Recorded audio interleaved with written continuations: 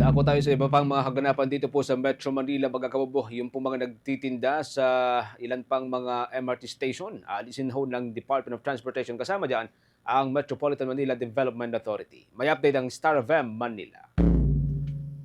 Magtutulungan ang Department of Transportation o DOTR at Metropolitan Manila Development Authority or MMDA para alisin ang mga vendor o nagtitinda sa mga daanan ng MRT-3 Taft Station sa Pasay City. Sorpresang inispeksyon ni Transportation Secretary Vince Dizon ang bahagi ng MRT-3 Taft Station at ayon sa kanya, naintindihan ng kagawaran na kailangan ng mga vendor na maghanap buhay pero hindi umano sila nararapat sa lugar na iyon. Ito rin ay matapos ipag-utos ni Pangulong Ferdinand Bongbong Marcos Jr.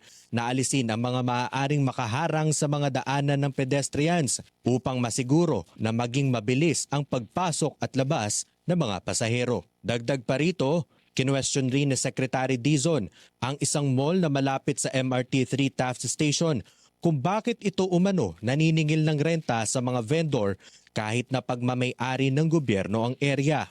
Samantala, nagbigay naman ng suhestyon ang ilang mga commuter ng MRT-3 kung paano mas magiging maayos ang operasyon ng tren.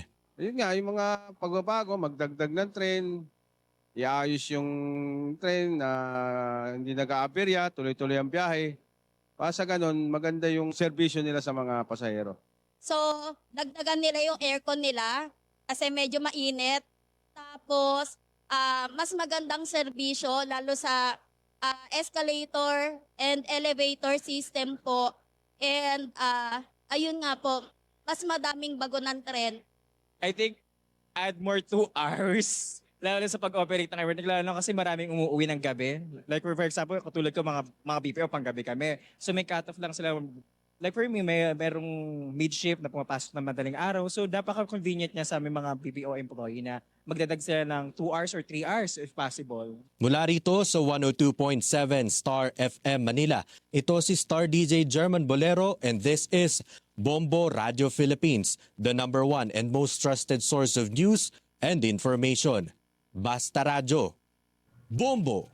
For the most trusted source of news and information, visit our website at www.bomboradio.com. Follow us on Bombo Radio mobile app, Facebook, YouTube, TikTok, and X, formerly Twitter. Like, share, and stay connected. Anytime, anywhere.